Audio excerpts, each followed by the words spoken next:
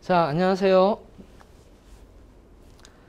자, 오늘 굉장히 오랜만에 시사인문학을 하게 되는데, 자, 시사인문학 한번 시작해 보도록 하겠습니다. 한 주에 있었던 일, 한 주에 있었던 시사를 가지고 조금 더 한 발 더 깊이 들어가 보는 거예요. 한 발 더 깊이 들어가 보기도 하고, 그 다음에 인문학적으로 좀 풀어내기도 하고, 그런 수업입니다. 그래서 뭐 용어라든지 이런 것들은 여러분들이 보시면 되는 거고, 일단 코로나 사태가 그렇게 진정될 것 같지 않나요, 그죠?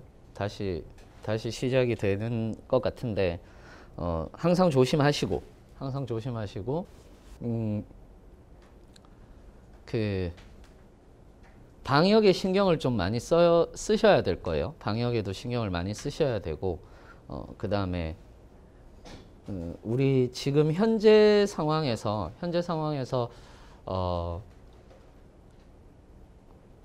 지금 아마도 예측하건대, 그러니까 코로나가 언제 끝날 거냐라는 얘기들을 진짜 많이 듣잖아요. 그래서 뭐 올 여름이면 끝날 거다 뭐 이렇게 얘기를 하기도 하는데, 사실 백신이 나오지 않으면 팬데믹 자체가 끝나지는 않을 거예요. 팬데믹 자체가 끝나지는 않을 거고, 아마 지금 현재 전문가들이 얘기하기로는 내년 8월 정도가 되지 않을까라고 예상을 많이 하고는 있습니다. 자, 어찌됐건 우리는 또 그것대로 하고 그 다음에 이야기를 쭉 한번 해봐야 되는 거죠. 일단은 이 얘기부터 합시다. 그러니까 원래 북한 뉴스가 훨씬 큰데, 북한 뉴스는 그래서 메인이다 보니까 뒤쪽에 배치를 해놨습니다. 배치를 해놓고 보통 이제 오늘 처음 오신 분들이 계실 것 같아서 미리 말씀을 드리지만은 산업과 관련된 얘기들도 좀 드릴 거고요. 그 다음에 사회와 관련된 얘기, 그러니까 항상 산업과 관련된 얘기가 하나씩은 들어갑니다. 하나씩은 무조건 들어가는데, 산업과 관련돼서도 여러분들이 좀 그냥 겉보기에, 그러니까 겉으로 그냥 전기자동차 뭐 잘 되겠지, 뭐 전기자동차 시장률이 클 거야, 뭐 이렇게 이야기를, 대부분 이런 얘기가 나오잖아요. 글로벌 친환경차 시장 전망 뭐 이런 식으로 해서 맨날 나오잖아요. 그래서 그냥 커질 거야. 그래서 전기자동차가 굉장히 많이 이제 각광을 받을 거야. 그러면은 그 부분에 대해서 우리도 전기자동차가 대세니까 따라가야 되지 않을까 이렇게 얘기를 하시는데, 사실 이게 만만하지는 않은 문제예요. 전기자동차라고 얘기를 하는 것 자체가 만만하지는 않은 이유 중에 하나가, 대부분 요건 뒤에 가서 이야기를 드릴 건데, 보세요. 대부분 지금 현재 라인 자체가 이런 라인이에요. 그러니까 내연기관 라인이란 말이죠. 그러면은 라인이 하나만 있는 것이 아니고 그 공장에는 진짜 수십 대의 라인들이 존재를 해요. 수십 개의 라인들이 존재를 하는데, 예를 들어서 이런 거예요. 이 라인에서는 아반떼만 만들고, 이 라인에서는 뭐 그랜저만 만들고, 이렇게 가는 거란 말이에요. 가는데 지금 현재 이게 왜 만만하지 않은 구조냐 하면은, 전기자동차 제조 라인은 전 세계적으로 1%밖에 안 돼요. 테슬라를 합친다고 하더라도. 그리고 내연기관 제조 라인 자체가 99%예요. 그러니까 내연기관 제조 라인이 99%고 1%란 말이에요. 그런데 시장이 커진다라고 얘기를 하는 것 자체는 뭐냐 하면, 내연기관을 제조하고 있는 대부분의 회사들이 어느 정도 울며 겨자 먹기로 전기자동차로 갈 것이다라는 예상을 할 수밖에 없다라는 거죠. 아주 쉽게 얘기하자면. 왜냐하면 이게 내연기관 제조 라인 감축하거나 아니면 변경할 때 필요한 라인 하나입니다. 라인 하나를 변경하는데 필요한 돈이 약 1,000억이에요. 근데 벤츠는 우리 내연기관 라인을 싹 다 없애겠다라고 얘기하거든. 벤츠 같은 경우는. 내연기관 라인 자체를 싹 없애겠다라고 얘기하거든요. 이게 무슨 말이냐라는 거지. 이게 왜 제가 이 얘기를 하느냐 하면 사실은 이것 때문이에요. 이 부분 때문이에요. 자, 2020년에 규제 목표치가 있는 거거든요. 즉 무슨 말이냐 하면은 지금 현재 파리기후변화협약이라고 얘기를 하는 거, 신기후변화협약이라고 얘기를 하는 것 자체가 우리가 잘 몰라서 얘기를 못하는 거예요. 그러니까 산업계는 이 부분에 대해서 매우 심각합니다. 왜 이게 매우 심각하냐 하면 보시면 아시겠지만 한국 같은 경우는 지금 현재 97g, 이 97g이 뭐냐면 이산화탄소 배출량이거든요.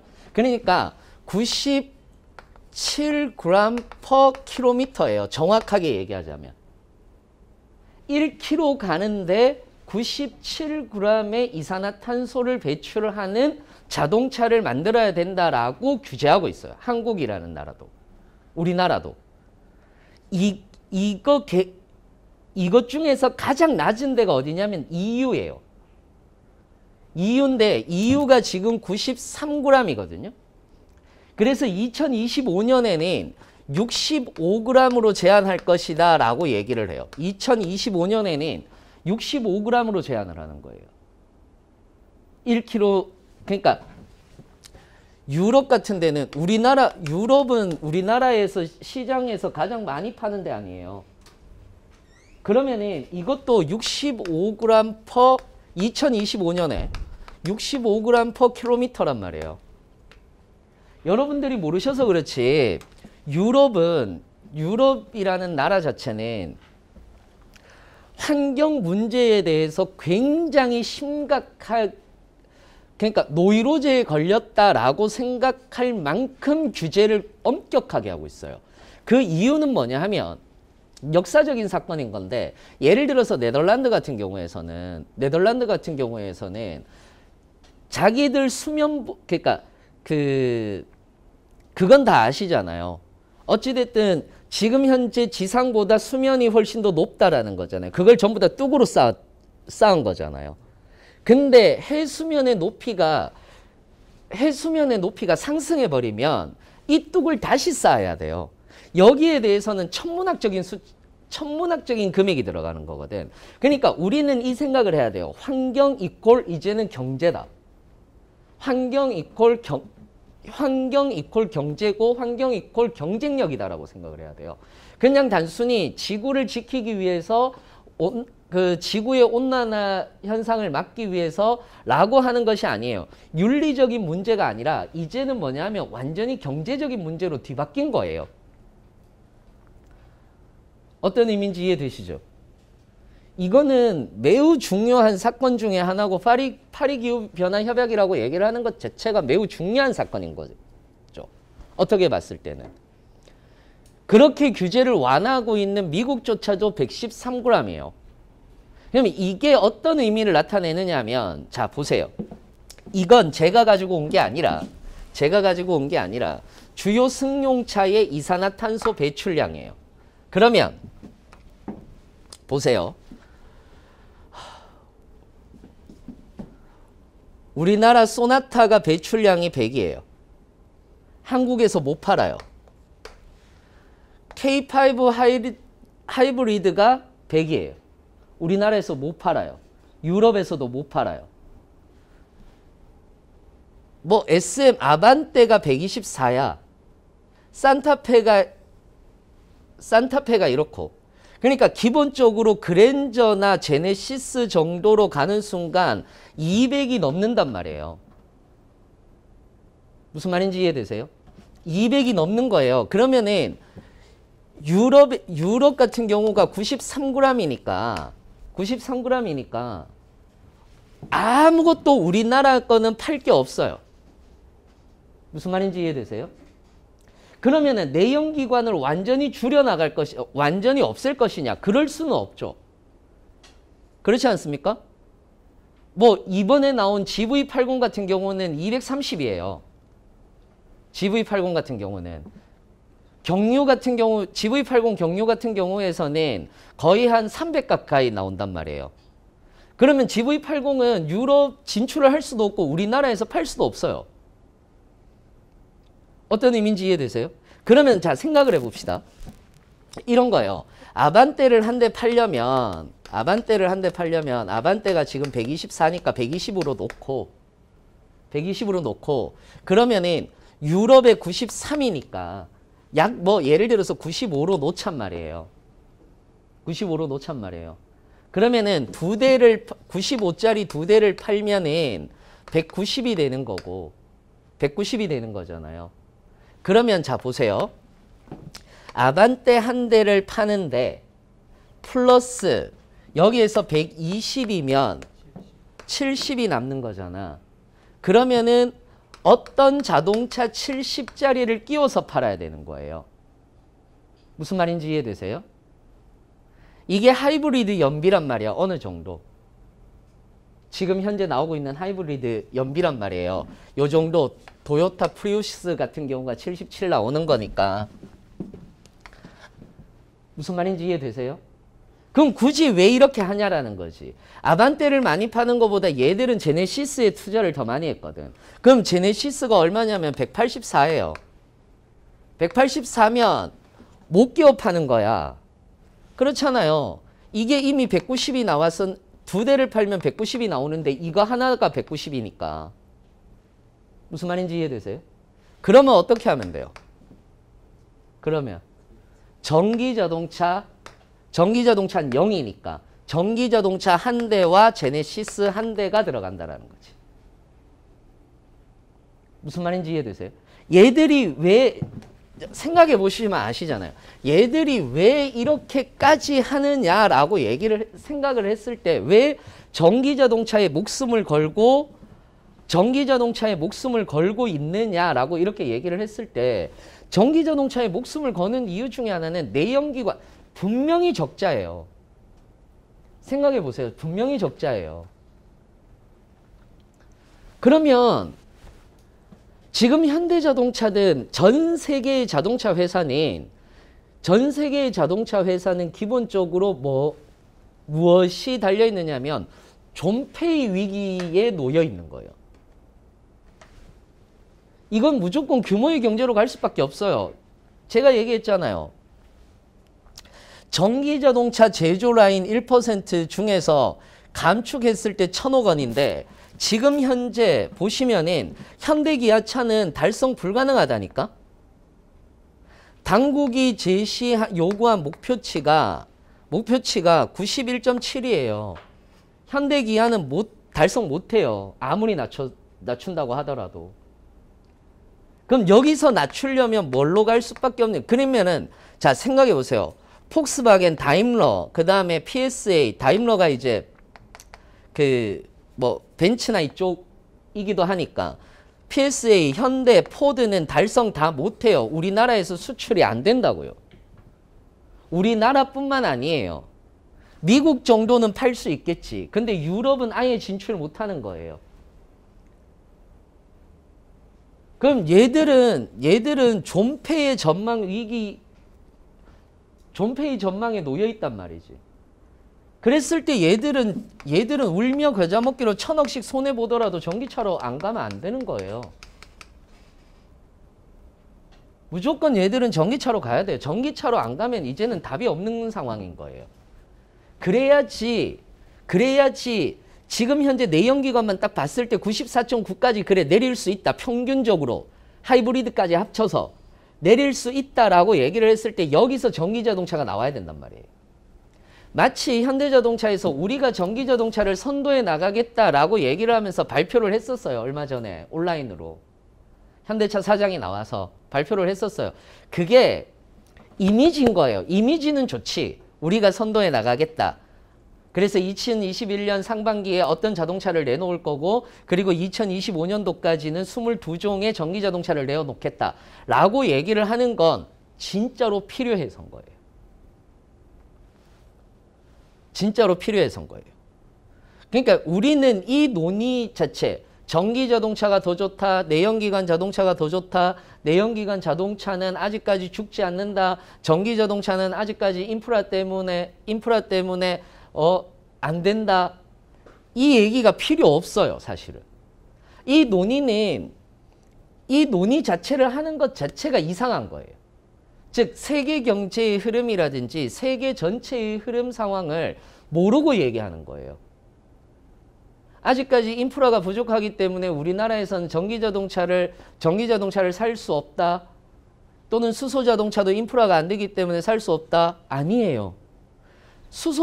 현대 자동차는 수소 자동차를 엄청나게 끌고 갈 거예요. 왠지 아세요? 국가 보조금이 가장 많이 나오는 차기 때문에 그래요. 거기다가 이산화탄소 배출량 0이잖아. 심지어 이산화탄소 배출량을 줄여줘요. 얘들은 돌아다니는 수소 자동차는 아시죠? 돌아다니는 공기청정기예요. 공기를 빨아들여서 수소하고 결합해서 물로 만드는 거니까. 그래서 얘들은 돌아다니는 공기청정기라고. 그러면은 수소 자동차가 들어가는 순간 마이너스 0몇 그램 퍼 킬로미터가 된단 말이야. 무슨 말인지 이해되시죠? 그럼 자기들 내연기관 자동차 한 대를 더 팔 수 있는데 전기 자동차는 수익을 내기 위해서 만드는 게 아니에요. 지금 현재 상태에서는. 내연기관의 재고품, 그 다음에 자기들이 가지고 있는 라인을 어찌됐든 돌려서 팔아야 된단 말이에요. 이걸 돌려서 파는데 필요한 것 중에 하나가 뭐냐면 전기자동차예요. 벤츠, BMW 똑같아요. 벤츠 지금까지 전기자동차 안 만들어냈어요. BMW 전기자동차 안 만들어내죠. 기껏 만들어낸 게 i8인가 뭔가 스포츠카 비슷한 거 있잖아요. 그거 만들어낸 거잖아요. 하이브리드로. 근데 그게 몇 대가 팔리겠냐고. BMW 350이라든지 이런 것들이 나와야지 팔리는 거지. 전기자동차로. 근데 얘들은 다 내연기관이었단 말이에요. 그럴 수밖에 없어요. 왜 테슬라가 욕을 먹느냐라고 얘기를 했을 때 테슬라는 욕을 먹을 수밖에 없었어요. 왜? 모든 자동차 회사들이 전기자동차로 가야 된다라는 건 알아요. 모를 리 있나? 왜냐하면 파리기후변화 협약을 체결한 지가 몇 년인데 모를 리가 없잖아. 전기자동차로 가야 된다라는 건 누구나 알아요. 그런데 말 그대로 이거예요. 이 내연기관 자동차를 바꾸는데 드는 돈이 너무 비싼 거예요. 그러니까 공장 자체를 폐쇄할 수가 없는 거지. 근데 이제는 목전에 닥친 거예요. 2021년부터니까. 그러니까 2021년부터 규제가 시작되거든요. 그러니까 2020년 안에는 모든 것들이 만들어져 있어야 되는 거예요. 모든 것들이. 그래서 이제 전기차는 생존인 거지. 그래서 전기차는 생존인 거예요. 이해되세요? 왜 전기차가 필요한지. 환경의 규제 문제가 아니에요. 얘들은 기업의 존폐 위기가 달려있는 거예요. 정확하게는. 그럼 우리는 자존심 상해도 어쩔 수 없어요. 자존심이 상한다고 하더라도 어쩔 수 없이 누구를 벤치마킹해서 갈 수밖에 없느냐면 테슬라를 벤치마킹해서 갈 수밖에 없어요. 그 첫 번째가 스케이트보드 플랫폼인 거고. 이게 스케이트보드 플랫폼이에요. 지금 현대자동차에서 스케이트보드 플랫폼이라는 것을 가지고 왔는데 이게 무슨 말이냐면 여러분들 아세요? 그 전까지 전기자동차의 배터리는 어디에 실었는지? 엔진 쪽에 실려져 있었어요. 그러니까 원래 엔진이 있는 곳에 실려져 있다가 여기에 이제 배터리가 딱 들어가는 거죠. 여기에 배터리가 들어가요. 그러니까 배터리에 대한 배터리 용량이 늘어나는 거지. 무슨 말인지 이해되세요? 이걸 가장 빨리 바꿀 수 있는 데가 어디냐 하면은 이걸 가장 빨리 바꿀 수 있는 데가 제규어예요. 제규어와 랜드로버야. 왜일까?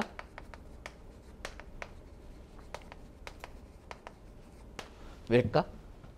왠지 잘 모르겠죠. 전기자동차의 가장 큰 특징 중에 하나예요. 전기자동차의 가장 큰 특징 중에 하나가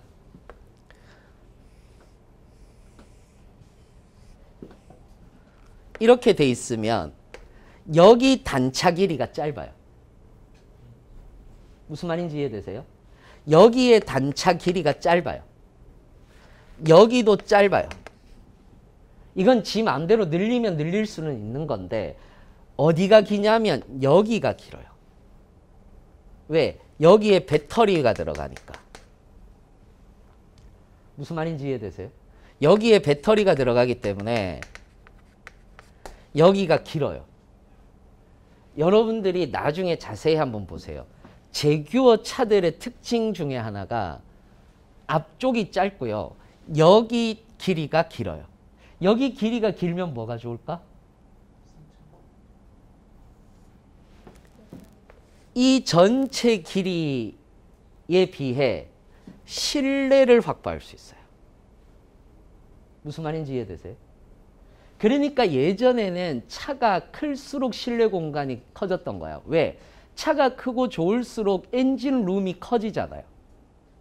그죠? 그러니까 앞이 이만큼 긴 거예요. 앞이 이만큼 긴 거예요. 그래야 여기 엔진 룸이 들어가니까. 무슨 말인지 이해되세요? 그래서 스포츠카들 보면 뒤에 엔진이 있는 경우들 있잖아요.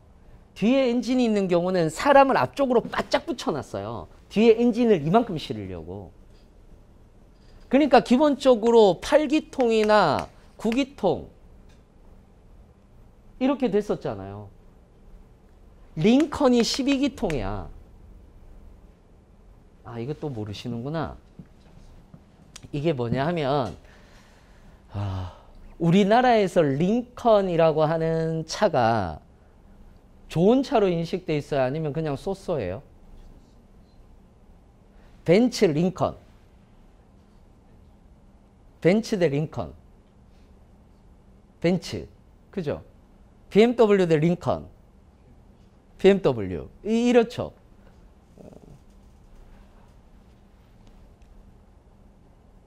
우리나라의 대부분의 의전 차량 중에서 80%가 링컨이에요. 케네디가 암살된 그 차가 링컨이에요. 지금까지 미국의 모든 의전 차량은 다 링컨이었어요. 실제로. 우리나라는 캐딜락과 링컨이에요. 에쿠스 이런 거 아니야. 에쿠스 이런 거 아니에요. 우리나라의 대부분의 의전 차량은 링컨 아니면 캐딜락이에요. 벤츠 없어요. 그게 왜 그러냐? 미국의 영향이냐? 아니에요. 전 세계에서 12기통을 V12라고 얘기를 하거든. 12기통을 일반인이 탈 수 있는 자동차로, 스포츠카 아닌 일반인이 세단처럼 탈 수 있는 자동차로 최초로 만든 데가 링컨이에요.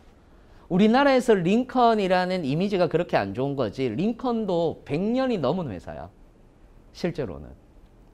우리나라가 제일 짧아요. 6, 70년이잖아. 그러니까 우리나라가 되게 짧은 거예요. 그러니까 어찌됐건 V8기통이든 9기통이든 12기통을 넣으면 피스톤의 수가 많아지는 거예요. 무슨 말인지 이해되세요, 이거? 8기통, 잘 모르시죠? 8기통이면 실린더의 수가 양쪽으로 8개인 거예요. 그래서 막 왔다 갔다 거리는 거예요. 9기통은 처음 보죠. 잘 못 봐요. 9기통은 스포츠카 아니면 잘 못 보는데 9기통은 이 중간에 큰 구멍이 하나가 있는 거예요. 그래서 여기서 먼저 빵 때려놓고 여기서는 막 왔다 갔다 거리는 부가티 종류가 이렇게 되는 건데 나 왜 이렇게 잘 알고 있지? 12기통은 당연히 여기 6개 있는 거고. 그러니까 엔진 룸이 커질 수밖에 없죠. 그래서 앞이 쫙 긴 거예요. 그리고 안에도 길어야 되니까 전체 길이 자체가 확 길어질 수밖에 없는 거죠. 무슨 말인지 이해되세요? 근데 스케이트보드 방식의 장점 중에 하나가 뭐냐 하면 이거에 대한 길이만 조절하면 소형차부터 시작해서 준준형 세단까지 이 단차의 길이 빼고는 전부 다 실내 공간을 다 확보할 수 있다는 거예요. 물론 SUV를 제외하고. SUV를 제외하고는 여기 단차의 길이만 조절하면 대형차부터 소형차까지 다 만들어낼 수 있다는 거죠. 그게 굉장히 중요한 거예요. 무슨 말인지 이해되세요? 그래서 앞으로는 배터리의 시대가 올 것이다 라고 얘기를 하는 거예요. 지금 현재 여러분들 가만히 생각해보면 왜 배터리의 시대가 되느냐 하면 지금 현재 여기 배터리가 들어가잖아요. 충전식이거든. 충전식인데 지금 현재는 대부분 400km를 가요. 평균적으로. 모든 만들어내는 회사들이 400km 정도를 가면 제일 적당해 라고 얘기를 하는 거예요. 한마디로 얘기하자면 서울에서 부산까지 못 가요. 서울에서 부산까지 한 번 충전하고 가는 거 정도인 거죠. 그러면은 자 보세요. 그러면은 100km 더 늘리면 좋지 않느냐. 애매해지죠. 서울에서 부산까지 한 번에 갈 수 있지만 어찌됐든 충전 한 번은 해야 돼요. 그죠? 그러면은 어차피 400km 정도를 만들어 놓으면 중간에 충전 한번 하고 가게 되면은 올 때도 충전 한번 하고 어차피 충전 2번이고 500km를 만들어도 충전 2번인 거예요. 그렇죠. 600km 만들어도 충전 2번이야. 그래서 지금 현재 상태에서는 400km가 가장 적당하다. 게임 체인저는 배터리가 몇 킬로를 가면 게임 체인저가 되느냐면 800km를 가면 게임 체인저가 된다고 얘기해요. 무슨 말인지 이해되세요? 근데 800km가 가면은 배터리 무게가 엄청 무거워지죠. 그렇잖아요. 배터리 무게가 엄청 무거워질 거 아니에요. 그 에너자이저에서 만든 핸드폰 하나 있어요. 코미디 같은 핸드폰 하나 있어요. 여러분들 보시면 깜짝 놀라실 건데 배터리를 7시간 그러니까 7일간 써도 7일간 절대 딸지 않게 하겠다라고 하면서 만든 스마트폰이 있어요. 에너자이저에서. 실제로 박람회 출품작으로 냈어요. 냈는데 빵빵 터지지. 찾아보세요. 유튜브에서 한번 찾아보세요. 에너자이저 스마트폰이라고 해서 한번 찾아보세요. 찾아보시면 너무 웃겨요. 너무 웃겨요. 핸드폰의 두께가 얼마냐면 이만해요. 두께요. 길이 아니고 두께. 두께가 이만해요. 그러니까 여기가 다 배터리인 거야. 그걸 왜 보여주는 거냐면 800km로 가는 순간 여기에 대한 하중이 확 늘어나요. 그러면은 이 전체의 라인 자체가 달라져야 돼요. 그래서 게임 체인저라고 하는 거예요. 무슨 말인지 이해되세요? 이게 완전 강성 티타늄으로 만들지 않으면 안 되는 거예요. 왜냐하면 이게 길잖아. 그러면 휘어질 거 아니야. 무거워지니까. 그러면 여기를 받칠 수 있는 또 다른 라인이 필요한 거예요. 그래서 게임 체인저라고 하는 거지. 왜? 막말로 800km면 서울에서 부산 갔다가 서울로 올 때 한 번만 충전해도 되잖아. 아주 쉽게 얘기하자면. 무슨 말인지 이해되세요? 두 번째는 충전소의 싸움이 아니라 충전기의 싸움이 돼요. 충전소의 문제가 아니라 그러니까 전기자동차에서 가장 중요한 건데 800km가 게임 체인저인 거고 그 다음에 충전소의 문제가 아니에요. 충전기의 문제인 거예요. 충전소가 많이 늘어난다라고 해서 절대 좋은 건 없어요. 왠 줄 아세요? 충전소가 늘어나도 급속 충전, 고속 충전이 30분, 완충 같은 경우는 그러니까 서서히 충전하는 건 1시간 40분 걸려요. 무조건 충전소는 30분에서 그러면 1시간 40분 정도 걸린다라는 얘기가 나오는 거잖아. 무슨 말인지 이해되세요? 그러면은 내가 이거를 충전기를 꽂아두고 어디를 갔다 와야 되는 거예요. 갔다 와야 되는 거예요. 그래서 충전소의 문제가 아니에요. 충전기의 문제인 거지. 보세요. 핸드폰을 생각해 보자고. 핸드폰의 배터리 기술이 늘었죠. 늘기는 했어요. 그죠? 그런데도 우리는 부족하죠. 그래서 뭘 들고 다니시죠? 보조 배터리를 들고 다니잖아요. 아니면 충전기를 들고 다니죠. 이것도 귀찮죠, 사실은. 그래서 내놓은 게 뭔가요? 대부분 C타입으로 바꿨죠. C타입으로 하면 고속 충전이 가능해지니까. 무슨 말인지 이해되세요? 그래서 여러분들이 보시면은 요즘에 보시면은 배터리 충전하는데 여기 그 앞에 꽂는 데가 두꺼워지잖아요. 왜냐하면 전압을 높이려고 그만큼. 전압을 높여야지 충전이 빨리 되는 거니까. 그럼 배터리 기술은 어떤 쪽으로 발전을 하는 거냐면 충전 용량을 늘리는 쪽이 아니라 고속 충전을 하더라도 열이 나지 않고 받아줄 수 있는 쪽. 그쪽으로 변하는 거예요. 그러니까 이거부터 변하는 게 아니에요. 이게 게임 체인저가 될 거라는 점은 분명해요. 분명해요. 근데 이거부터 변하는 거예요. 고속 충전기로 가는 거예요. 지금 현재 나온 기술력은 15분이거든요. 절반으로 떨어뜨린다고만 하더라도 나쁘지 않은 게임이 된다는 거예요.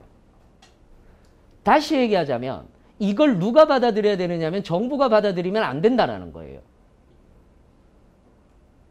정부는 이거에 대해서 받아들일 수가 없어요. 공용 인프라를 쓰자라고 얘기를 하지만은 그 부분과 관련되어서는 공공재적으로밖에 사용을 못한다고. 그러면 이거는 누가 해야 되느냐면 민간이 해야 돼요. 무슨 말인지 이해되세요? 민간이 해야 된다고. 그래서 민간이 해야 되는데 이 민간이 할 때 어떤 식으로 들어와야 되는 거예요? 자동차 회사들이 들어가야 되지. 이게 테슬라의 전략이었잖아요. 그래서 전기 자동차만 생산하는 것이 아니라 전기 자동차 충전소까지도 생산이 되어야 되는 거예요. 그렇게 들어가지 않으면 얘들은 이제 생존 전략이 어려워진다고요. 그래서 현대자동차에서는 충전소까지 도입을 하기로 한 거예요. 그러면 이제 가만 생각해 보면 어떤 싸움이 되기 시작을 하느냐면 자 보세요. 지금 예를 들어서 충전기 타입이 C타입이 있고 U타입이 있고 여러 가지 타입들이 있거든요. 그러면 일단 첫 번째가 충전 타입이 통일돼야 돼요. 무슨 말인지 이해되세요? 충전 타입이 우리는 생각을 해야 돼요. 처음에는 우리 거 쓰는 쪽은 우리 것만 써야 된다라고 얘기를 해서 이쪽은 8핀이었고 처음에 여러분들 아시겠지만 이거는 6핀이었고 원래 예전에는 이게 6핀 그 다음에 갤럭시 같은 경우는 12핀 이런 식으로 갔었어요. 그러다가 배터리 기술이 늘으면서 8핀 그 다음에 이렇게 다이아몬드 형태로 된 U타입으로 갔었다가 그 다음에 뭘로 가기 시작했어요? C타입으로 거의 통일되기 시작했죠. 지금 제가 가지고 있는 노트북도 다 C타입이에요. 지금 다 C타입이에요.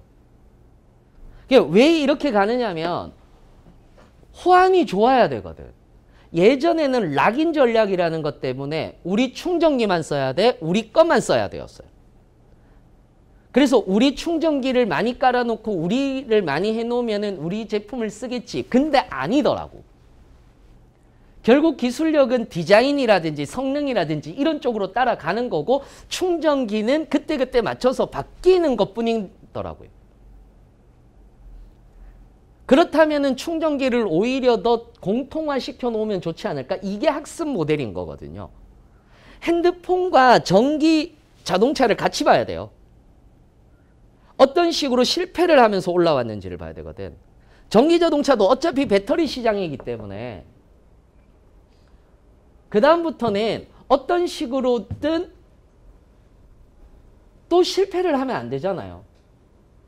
왜냐하면 실패를 하는 순간 이게 끝나는 게임이에요. 왜 이게 끝나는 게임인지 아세요? 여러분들 처음에 핸드폰 회사가 얼마나 많았어요? 핸드폰 만드는 회사가. 스마트폰 만드는 회사들도 많았었잖아요. 지금 어떻게 됐습니까? 2개잖아요. 2개잖아요. 그렇게 얘기를 하던 블랙베리도 쓱 맛이 가고. 소니도 스마트폰 만들어요. 만들었지. 도요타도 그 도시바도 만들었고. 어디 갔어? 없잖아. 실제로 말도 안 되는 스마트폰을 만드는 회사들 되게 많아요, 지금도. 근데 대부분의 사람들은 그런 스마트폰을 쓰지 않죠. 똑같아질 수 있다. 무슨 말인지 이해되세요? 본질을 꿰뚫지 않으면 똑같아질 수 있다는 거예요. 그래서 자존심이 상하든 뭘 하든 간에 테슬라를 따라가야 돼요. 자존심이 상할 수 있어요. 왜? 테슬라가 처음에 스케이트보드 방식을 처음에 도입했어요. 얘가. 처음에 도입했을 때 사람들이 다 욕했다고. 현대든 벤츠든 어디든 간에 세계적인 회사에서 얘들 다 100년씩 넘은 회사들. 100년씩 넘은 회사들이잖아요. 다 욕했어요. 다 욕했어요. 왜? 소위 말하는 듣보잡이잖아. 그렇잖아요. 테슬라 이것도 역사가 있는데 이것도 얘기를 해드리면 또 깊은데 너무 재밌네. 어디 가서 아는 척하기 되게 좋아요. 어디 가서 아는 척하기 되게 좋아요. 여러분들 지금 테슬라 공장이 어디 있는지 아시죠? 캘리포니아에 있어요. 테슬라 본사도 캘리포니아에 있고. 그래서 테슬라 자동차는 비 오는 거에 취약해요. 왜? 캘리포니아가 비가 안 오거든. 비가 안 오거든. 그러니까 이제 비에 취약한데 어찌됐건 그게 이제 중요한 게 아니라 가만 생각해 보면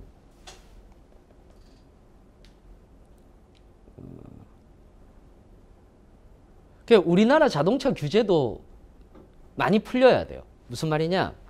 자, 보세요. 여러분, 가만 생각해 보면 와이퍼가 이렇게 딱 끼죠. 이렇게 딱 끼는 게 물리학적으로 말이 안 되는 거라고 생각 안 해보셨어요? 봐요. 이렇게 딱 끼잖아요. 그러면 바람 방향이 이렇게 들어갈 거 아니야. 그래서 여러분들 고속으로 달릴 때 와이퍼가 갑자기 드드드드드 거리는 거 보신 적 있으세요? 그게 이렇게 좌우 방향으로 하는데 저항을 정면으로 받으니까 이게 뜨는 거예요. 뜰 수밖에 없어요. 그렇게 될 수밖에 없어요. 그래서 테슬라가 어떤 방식으로 내어놓았느냐면 밑에 전자석을 붙여가지고 와이퍼를 세로로 놓고 이렇게 딱 끼도록 했어요. 이해돼요? 그림이 안 그려지지? 유리창을 이렇게 놓고 와이퍼를 이렇게 세우는 거라고요. 그래서 이렇게 가는 거예요. 이렇게 가는 게 아니라. 무슨 말인지 이해되세요? 그러면 유리가 더 잘 닦이겠지. 그죠? 바람의 저항도 덜 받겠지. 뜨는 방향이 없으니까. 그렇잖아요. 근데 이게 우리나라에서 불법이야. 전 세계에서 불법이에요. 와이퍼는 반드시 이렇게 움직여야 된다라고 얘기를 하고 있어요. 왜 불법인지 모르겠어요, 나도.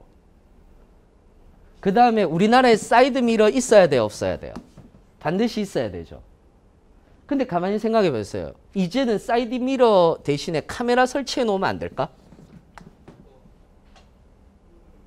카메라 설치해 놓고 이 안에 디스플레이로 양쪽을 보게 하면 되잖아.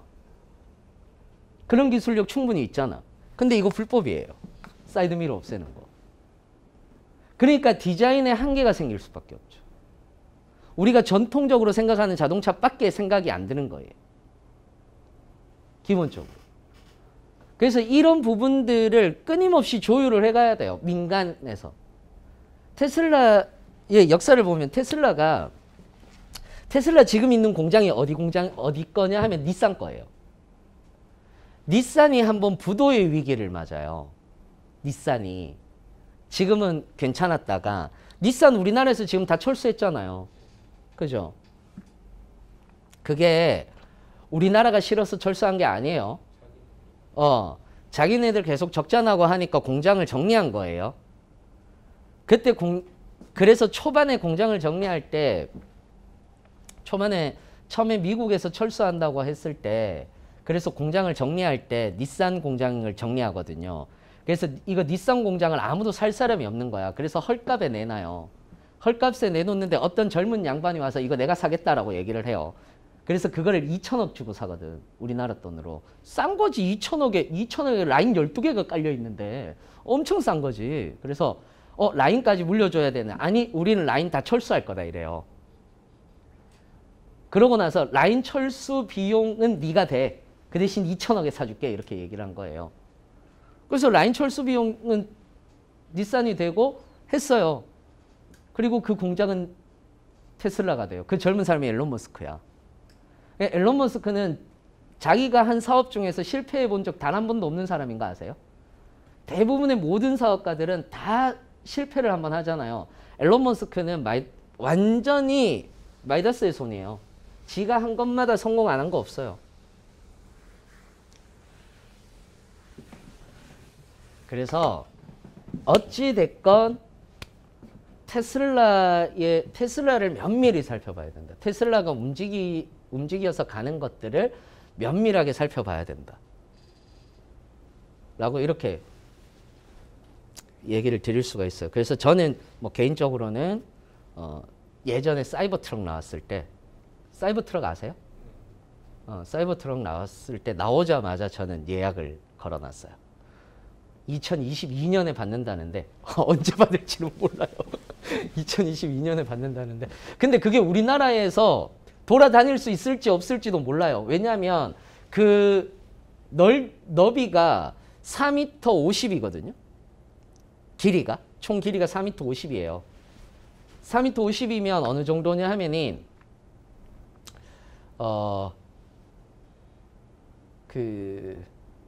카니발이 3m 58? 3m 90 정도 되구나. 3m 98 정도 돼요. 카니발 제일 큰 거. 그거보다 길다는 거죠. 1m 정도. 50cm 정도 더 길다는 거죠. 그래서 우리나라에서 다닐 수 있을지 없을지는 모르겠지만 어찌됐든 예약은 해놨어요. 다르게 나오겠죠. 당연히 그때 당시에 나올 때는 사이드 미러도 없었고 아무것도 없었으니까 당연히 다르게 나오겠죠. 뭐 어찌됐건 테슬라를 유심히 살펴보지 않으면 힘들어진다. 자존심이든 뭐든 간에 테슬라의 움직임을 잘 살펴야 한다. 라는 겁니다. 다음. 자.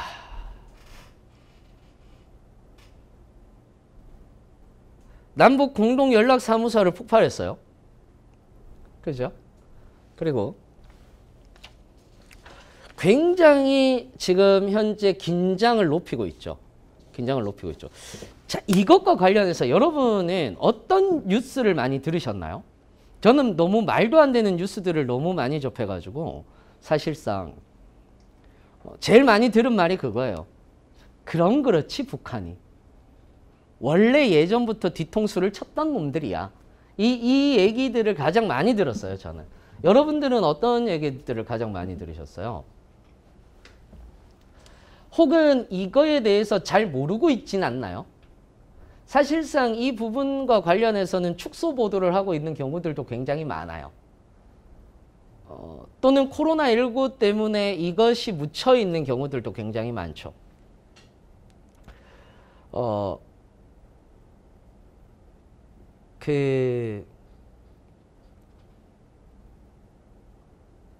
우리는 알고 있어야 돼요. 왜 7월 27일까지 긴장이 계속될 거냐? 7월 27일이 공산당이 만들어진 날이에요. 이때가.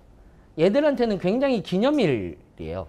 그리고 김정은이가 이때까지 경제 개발을 시키겠다라고 이야기한 날이야. 실제로는. 그러니까 이제는 사실상 우리나라가 움직여야 할 때거는 사실이에요. 이게 무슨 말이냐면은 지금 갑자기 뭐 좋게 지내다가 갑자기 확 틀어졌잖아. 갑자기 김여정이가 막 나와가지고 막 욕을 하고 막 그랬잖아요. 그때 이제 청와대에서는 이런 얘기를 하죠. 그러니까 어떤 비판을 했다라고 얘기를 하는데 비판을 한 적은 없어요. 청와대에서. 분명히 말씀드리지만은. 왜냐하면 그건 청와대 공식 입장에서 다 나온 얘기이기 때문에. 청와대에서 비판을 했다라고 얘기를 하는 것이 아니라 청와대에서는 어떤 얘기를 했었느냐면 김여정이가 했기 때문에 정상들끼리는 아직까지 소통할 수 있는 여지가 있다. 얘기를 했어요. 그것도 역시 말은 맞는 말이에요. 그러니까 이거는 그냥 희망의 끈을 놓는 것이 아니라 원인을 살펴봐야 돼요. 이건 우리나라가 잘못한 부분이에요. 뭐냐 하면 직접적 원인이요. 물론 간접적 원인은 걔들이 지금 경제 상황이 악화되어 있는 부분들도 있어요. 코로나가 도운 것 같아요. 그러니까 코로나가 돌았다라고 얘기할 수는 없는데 코로나가 도운 것 같다라고 우리가 추측을 할 수 있는 것은 걔들도 개학일을 늦췄어요. 그러니까 걔들도 학교를 다니고 할 거 아니에요. 그때 대학교부터 시작해서 다 개학을 늦췄어요. 그리고 외국인들 들어오는 것들을 다 막았어요. 심지어는 중국으로 왔다 갔다 거리는 북한 주민들도 중국에서 못 넘어오게 막았어요. 그랬다라는 것은 북한에서는 코로나가 돌았고 경제적인 위협이라든지 경제적인 문제는 반드시 있었다라는 것을 알 수가 있는 거예요. 내부적인 상황에서는. 그 다음에 우리가 주목해봐야 되는 것 중에 하나는 뭐냐면은 제가 맨 마지막에 써놓은 거 김여정 부부장이라는 사람을 주목해야 한다는 거죠. 이게 어떤 거하고 굉장히 비슷하게 오마주가 되느냐 하면은 김일성이 여러분들은 없었을 때지만은 김일성이가 김정일을 데리고 올 때 썼던 방법이 2인자를 만들 때 썼던 방법이에요. 썼던 방법 중에 하나예요. 외부로 적을 돌리자 라는 거였거든요. 그게 왜 그러냐지는 뒤에 가서 얘기를 하고 직접적 원인은 이거예요. 외부적 원인은 일부 극단적 탈북 단체들이 대북 전단을 이렇게 만들었어요. 그렇게 해서 공중으로 띄우고 그 다음에 쌀 한 줌씩 넣어가지고 전단지 만들어가지고 강에 띄워보내고 바다에 띄워보냈단 말이에요. 이게 사실 대단히 유치한 전략이죠. 아니 쌀 지원을 해주고 싶으면 진짜 탈북 단체들이 가가지고 외교부라든지 이런 데 가가지고 우리가 이렇게 쌀 지원해주고 싶다라고 얘기를 하든지 그렇게 줘가지고 무슨 도움이 되겠어요. 그리고 그거 북한까지 안 넘어가요. 오히려. 근데 이게 어떻게 됐느냐면 이 전단이 잘 보세요. 이렇게 그러니까 이게 가장 제가 지금 왜 사진을 요걸 가져왔느냐면은 이게 가장 순화된 표현이더라고. 지금 이 정도가. 굉장히 성적인 발언들도 많고요. 진짜 욕설들도 굉장히 많아요. 그게 너무 유치한 거야. 그런 전단들이 넘어갔는데 사실은 넘어간 건 10%도 안 돼요. 10%도 안 돼요. 다 90%는 오히려 넘어와가지고 지붕 박살나고 이런 사람들이 더 많아. 그래서 오히려 강원도 쪽에서는요, 주민들이 막았어요. 너희들 이거 띄우면 우리 경제 어려워진다고 주민들이 막았어요. 그랬더니 경기도까지 온 거 아니야. 경기도에서 띄운 거 아니야.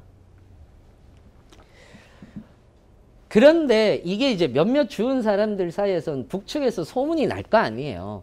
전단지 저렇게 뿌리고 있다 이렇게 얘기를 할 거 아니에요. 그러니까 이게 소문이 일파만파 퍼지니까 이 소문을 어떻게 잠재울 수가 없는 거야. 그러니까 여러분들이 생각을 했을 때 왜 우리 한동안 그 얘기 나왔었잖아요. 김정은이 잘 안 나올 때, 김정은이 안 나올 때 김정은 죽었다더라. 뭐 김정은 뭐 했다더라. 그때도 북측 주민들 사이에서 그러니까 그런 전단이 갔고 그런 전단이 북측 사이에서 돈 거예요. 그래서 건재한다라는 걸 보여주기 위해서 김정은이 나온 거야. 실제로. 그러면서 북한 정부가 이 부분에 대해서 공개를 했어요. 어떻게 공개를 했느냐면 저렇게 남한에 몰지각한 사람들이 우리 쪽으로 음해를 한다라고 하면서 전단을 뿌리고 있다 하면서 전단을 공개했어요. 자, 공개한 이유는 뭘까요? 남측이 보라는 거예요. 남측에서 보고 여기에 대해서 대응을 강력하게 해라 라고 김여정 부부장이 담화를 냈는데 외부 라인이 반응하지 않았어요. 왜냐? 물론 우리나라에서도 이때 당시에 방역 체계라든지 코로나가 한창 돌 때였단 말이에요. 한창 돌 때였기 때문에 당연히 반응을 못했던 것도 있겠죠. 못했던 것도 있지만은 외교 라인이 반응을 안 했다라고 얘기를 하는 건 사실상 변명에 불과한 거예요. 그러니까 이 부분을 사실은 어떻게 봤을 때는 강력하게 통제해야 되는데 저는 우리나라 정부도 이해를 해요. 왜 이해를 하느냐 하면은 그 사람들을 탈북단체들이라든지 극우적인 탈북단체라든지 이런 분들을 막거나 통제를 하면 분명히 얘기가 나올 거예요. 빨갱이 정부다. 그러니까 소위 말하는 진보 정부는 트라우마가 있어요. 뭔가 조금이라도 막으려고 하고 뭔가 조금이라도 하면은 표현의 자유 억압이니 그 다음에 빨갱이 정부니 사회주의 정부니 그래서 중국에게 넘기려고 한다느니 이런 얘기들이 너무 걷잡을 수 없이 나와버려요. 실제로. 그러니까 여기에 대한 트라우마가 분명히 작용을 했을 거라고 이건 제 개인적인 생각입니다. 왜냐하면 이 정도까지 김여정 부부장이 담화를 냈는데 외교 라인이 반응하지 않았다라고 얘기를 하는 것 자체가 사실은 말이 안 되거든. 상대방의 이인자가 발표를 한 거잖아요. 막말로 우리나라에서 국무총리가 담화를 얘기한 거잖아. 이거 어떻게 좀 해라라고. 그럼 우리 쪽에서 외교 라인 쪽에서 받아쳐줬어야 돼요. 이거는 우리가 명백히 잘못한 부분이에요. 근데 저는 이해를 하기도 한다고. 잘못하기도 했지만은 이해를 하기도 하는 게 그런 것들이 존재를 할 수밖에 없는 거죠. 이 내부 상황 안에서는. 내부 상황 안에서는. 그래서 반응하지 않았어요. 그러다 보니까 북한 정부에서는 단위별로 야 이거 지켜야 되지 않아? 라고 하면서 충성 경쟁이 벌어지기 시작한 거예요. 나만 무찌르자, 나만 타도하자 이런 식인 거죠. 왜냐하면 적은 외부에 있으니까. 적을 외부로 돌리면 되는 거니까.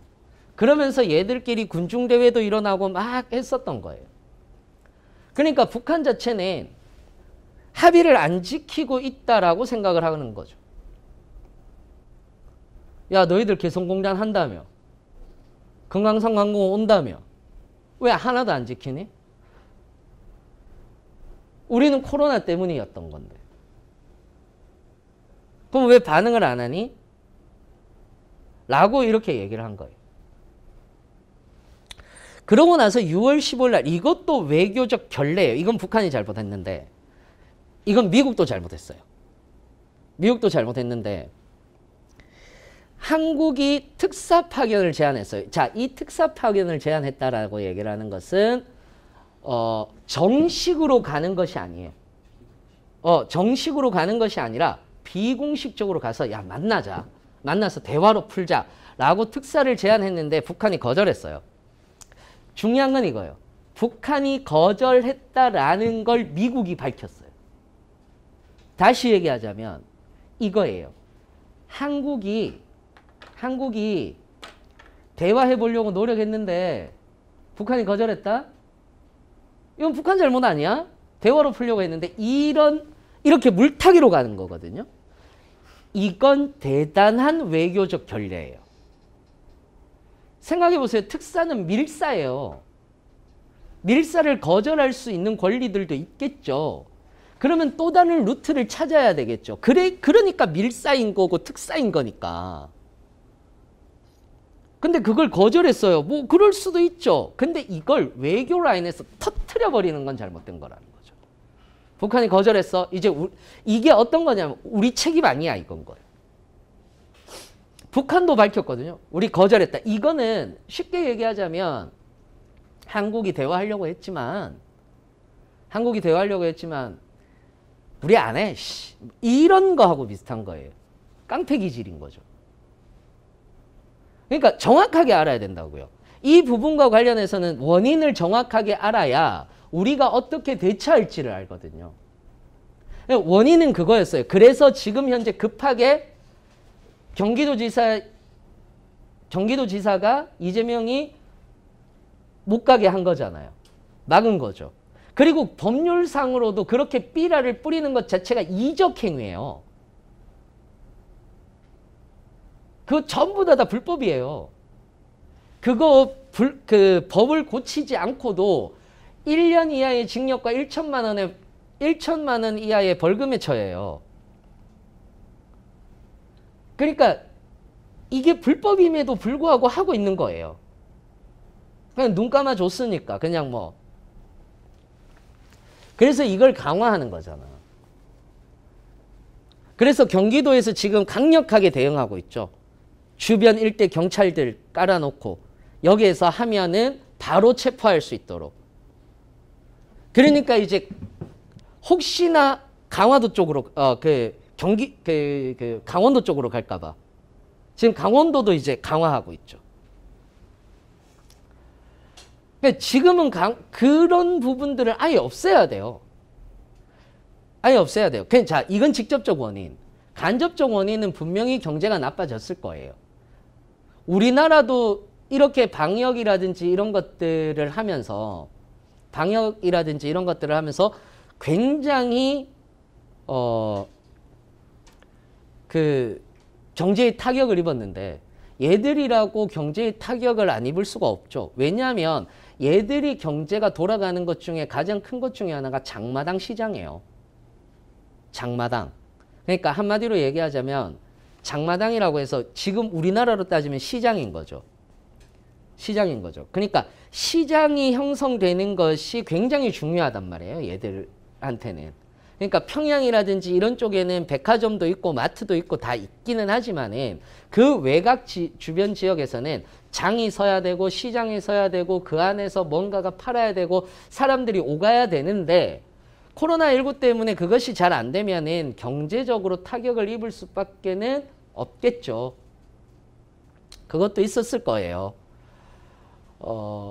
그렇다고 해서 얘들이 진단키트라든지 이런 것들을 우리나라에게 요청해서 사와서 이거를 다 일일이 방역을 한다라든지 일일이 할 수도 없었을 거예요. 왜냐하면 그걸 사와야 되는데 그만한 돈이라든지 이런 부분들도 없을 거고 얘들은 의료가 무상이기 때문에 모든 것들을 다 고쳐야 되기 때문에 2,500만 명 정도 되는 모든 국민들을 다 방역체계 안에 넣기란 아마도 좀 힘들었을 거예요. 분명히. 이건 유추를 하는 겁니다만은. 그렇다고 우리나라에서 진단키트를 지원해 줄 수도 없는 상황이었던 거죠. 왜냐하면 유엔 제재가 걸려 있기 때문에 진단키트라든지 이런 것들도 할 수가 없는데, 이것도 저는 우리나라에서 잘못했다라고 생각을 하는 것 중에 하나인데, 이건 특수한 상황이잖아요. 그러니까 어떤 한 나라가 걸린다고 해서 그 나라만 폐쇄된다라고 해서 끝나는 문제가 아닌 거잖아. 전 세계의 팬데믹 문제인 거니까 이거는 인도적 차원에서, 그러니까 이란 제재가 어느 정도 풀렸듯이, 그렇잖아요. 이란 제재가 팬데믹 상황이 오면서 어느 정도 풀어줬잖아요.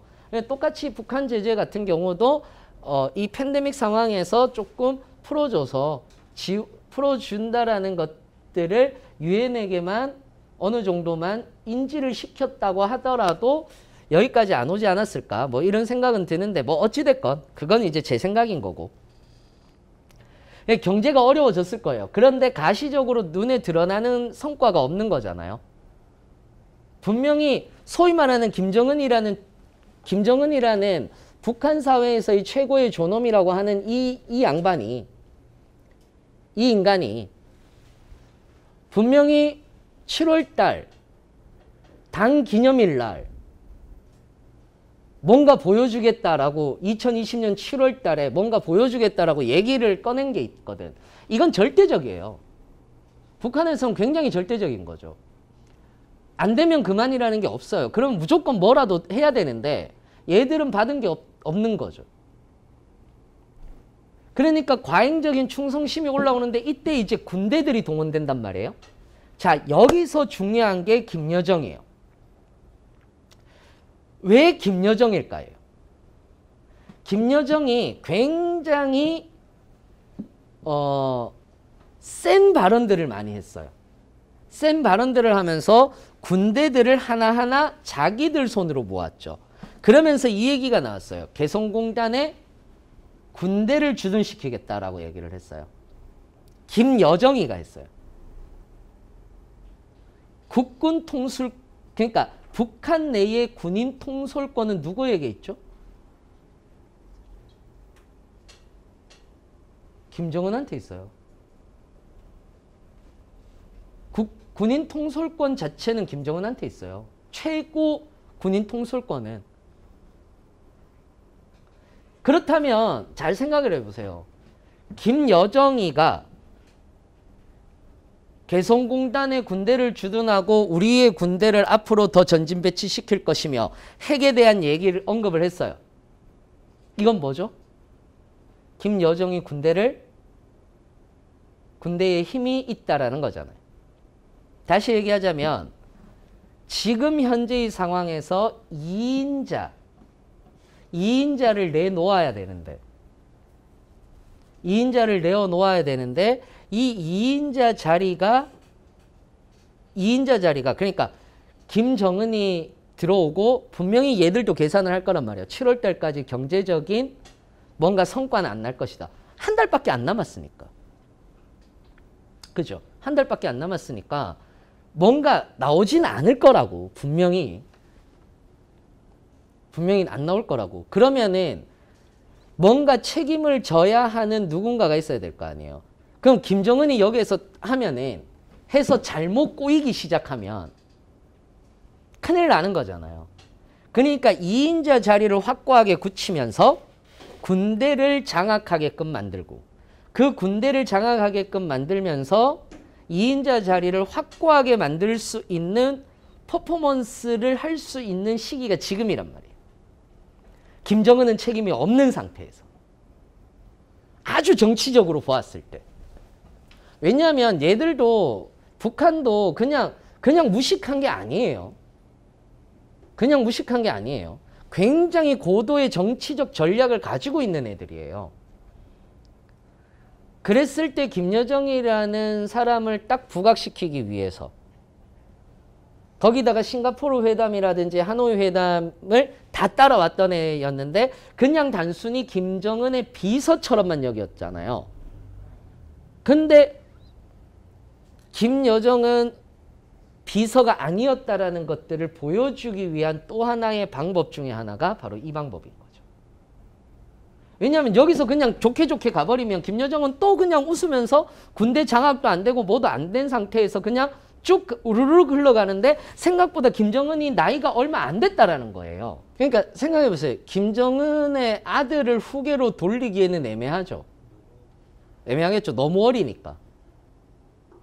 그러면 자기 동생이 어차피 백두혈통이니까 그 백두혈통을 김여정을 올려야 되는데 얘들도 가부장제라서 여성을 무시하는 경향이 있단 말이에요. 그러면은 이 방법이 아주 좋은 방법일 수 있는 거죠. 백두혈통으로서 군대를 장악하고 있고 그렇게 해서 김정은의 2인자로서의 자리매김을 할 수 있는. 그래서 투탑 체제로 가는. 실제로 김일성이가 김정일 안 칠 때 그렇게 안 쳤어요.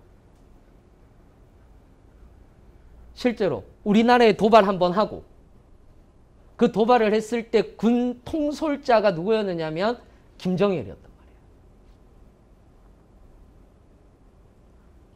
그래서 김정은이 들어왔을 때 김일성과 김정일 자리에서 김정은이 들어왔을 때 사람들이 전부 다 뭐라고 그랬느냐면 야 이거 후계자 구도를 못 만들어 놓았기 때문에 흔들릴 거다라고 얘기를 했잖아요. 그래서 제일 먼저 김정은이 한 게 뭐야? 숙청. 자기 고모부하고 확 때려버리잖아요. 왜? 그래야 군을 통솔하니까. 군대가 힘인 거예요. 얘들도.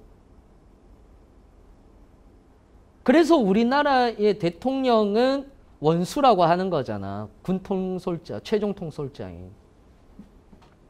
그래서 군대를 통솔을 잡는 거예요. 그럼 2인자도 똑같이 군대를 통솔할 수 있는 것들을 잡아주게 하면 되죠. 왜냐하면 지금 군 간부들이 여러분들 다 70대야. 70대야. 60대, 70대들이에요. 머리 굵어진 사람들이란 말이야. 근데 김여정이라고 해봐야 30대 중반일 거 아니야. 이 사람에게 뭔가를 딱 실어주려면 군대를 확 실어줄 수밖에 없어요. 때는 이때인 거지. 때는 이때인 거지. 저는 이것도 크다고 봐요, 사실은. 저는 이것도 크다고 봐요. 이건 제 뇌피셜은 아니에요. 이건 내 뇌피셜이 아니라 실제로 나오고 있는 논문들, 그러니까 지금 현재 나오고 있는 논문들이라든지 이런 데서 북한 관련 논문들이라든지 실시간으로 나오는 논문들이 있거든요. 분석한 자료들이라든지 그런 것들을 보고 얘기 드리는 거예요. 그냥 제 단순한 뇌피셜이 아니라. 내가 이 정도까지 뇌피셜을 해서 만약에 맞으면 난 여기 있으면 안 돼. 통일부 가야지. 난 통일부 가야지. 그렇잖아요. 그래서 앞으로 진짜 어떻게 될까라고 했을 때 저는 개인적으로 이렇게 생각을 해요. 진짜 앞으로 한 달이 너무 중요하다. 7월 27일까지. 그래서 한 달에 걸쳐서 금강산 관광 개성공단 관련 일부 시설을 철거하고, 그러니까 개성공단을 완전히 없애진 않을 거예요.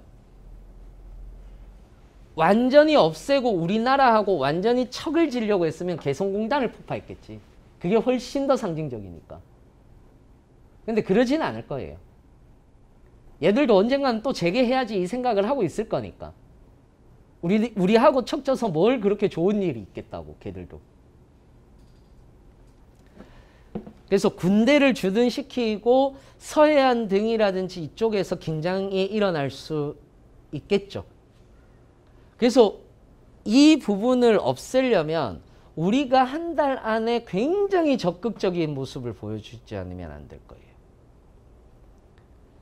분명히 욕을 먹을 각오를 하고, 소위 말해서 빨갱이라는 욕을 먹을 각오를 하고 정부가 이 부분에 대해서 밀어붙이지 않으면 오히려 한 달 이후에는 군대가 주둔되고 긴장감이 훨씬 더 많이 돌 겁니다. 욕먹는 게 무섭다고 또는 이게 트라우마라고 해야 될 것을, 또는 이러한 시기를 놓치면 큰일 나지 않을까. 제가 보기에도 그렇고 지금 현재 나오는 논문들도 이 한 달이 고비다. 이 한 달 안에 무엇인가를 하지 않으면 매우 위험해질 수 있다. 라고 이렇게 이야기를 하고는 있습니다. 그래서 계속 지켜봐야 되죠. 계속 지켜봐야 되는 거고.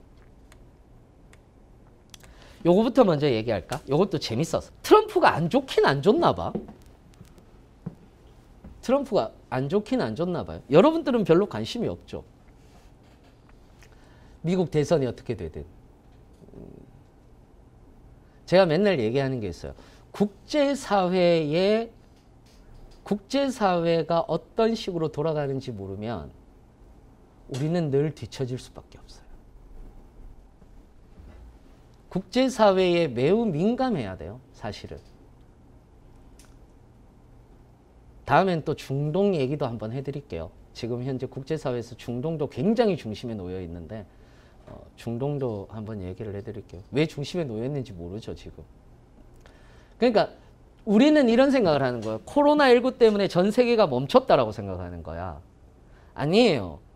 코로나19 때문에 여러분들이 멈추지 않았잖아요. 그렇지 않습니까? 여러분들이 멈추지 않았잖아요. 이 세계는 사람들이 만들어가는 거예요. 정치가 만들어가기도 하고 경제가 만들어가기도 하지만 기본적으로 사람이 만들어가는 거예요.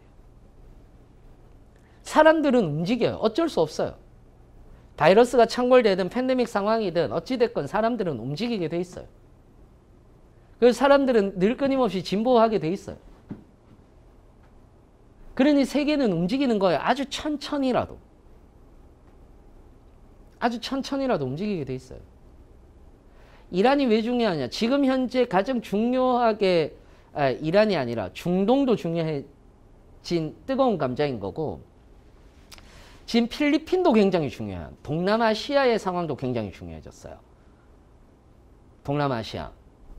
왜 동남아시아가 굉장히 중요해졌느냐면은 필리핀이 미국의 식민지였잖아요. 그래서 아직까지 필리핀에는 미국 군대가 상시적으로 왔다 갔다 거립니다. 왔다 갔다 거립니다. 근데 필리핀하고 중국하고 영토 분쟁이 있어요. 아세요? 필리핀하고 중국하고 영토 분쟁이 있어요. 실제로. 그러면 영토 분쟁이 있으니까 여기서 필리핀이 어떤 얘기를 했었느냐면 미국 너희들도 군대를 물려라라고 얘기했어요. 왜일까? 왜일까? 여기가 필리핀이 동남아시아가 자칫 잘못하면 동남아시아 쪽에 중국하고 영토 분쟁이 걸린 지역이 많아요. 근데 서구 열강들이 군대를 주둔하기 쉬운 곳이 동남아시아예요. 특히 미국이 같이 많이 들어오는 곳이 동남아시아란 말이에요. 그러면 이 동남아시아가 미중 전쟁의 장이 될 가능성이 굉장히 농후해요. 그래서 지금 현재 세계는 어떤 식으로 개편이 되고 있느냐 하면 미국 편, 중국 편으로 갈라지고 있어요. 우리나라에게는 그런 압박이 아직까지는 안 들어오죠. 이게 위상인 거예요. 코로나19 이후에 우리나라에게 만약에 안 그랬다면 우리나라도 실제로 압박을 받았잖아요. 그 코로나 이전의 상황에서는 실제로 압박을 받았어요. 중국에서도 섭섭하다 그러고 미국에서도 섭섭하다 그러고 뭐 어떡하라고. 이런 상황이었다가 코로나19 딱 터지고 나서 우리나라가 굉장히 선진국처럼 보이기 시작했잖아요. 그렇지 않습니까? 그러다 보니까 우리나라의 이 부분에 대한 압박은 없는 거예요. 정확하게는. 근데 동남아시아나 중동은 지금 현재 그렇게 개편이 되고 있다고요.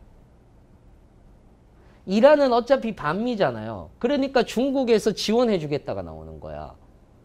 지원해주겠다가 나오니까 어허 거기는 제재국가인데? 라고 나오는 거예요. 그래서 중국은 자기들은 제재가 이미 풀렸을 때부터 왜냐하면 그때 당시에 오바마 때 이란의 제재가 풀렸었잖아. 우리 풀렸을 때 우리 이미 교류하고 있었는데 이거 어떡할 거니? 그러니까 이란의 입장에서는 땡큐인 거지. 중국이 좋을 수밖에 없어요. 그럼 사우디의 입장에서는 이란이 커지면 우리나라의 원유를 많이 수출 못할 건데 그래서 미국으로 붙는 거예요. 중동도 지금 현재 뜨거운 감자처럼 돼 있는 거고 지금 현재 동남아시아도 지금 현재 뜨거운 감자로 부상하고 있는 거예요. 이거와 관련해서 이 국제 정세를 파악하지 못하고 있는 나라가 일본이에요. 일본은 지금 내부 사정 막기도 버거울 거야. 왜냐하면 지금 현재 극우파들이 아베의 등을 돌리고 있거든. 아베로부터 등을 돌리고 있거든요. 그러면서 새로운 극우 정치인을 내세우기 시작을 한단 말이에요. 물색 중이에요, 지금.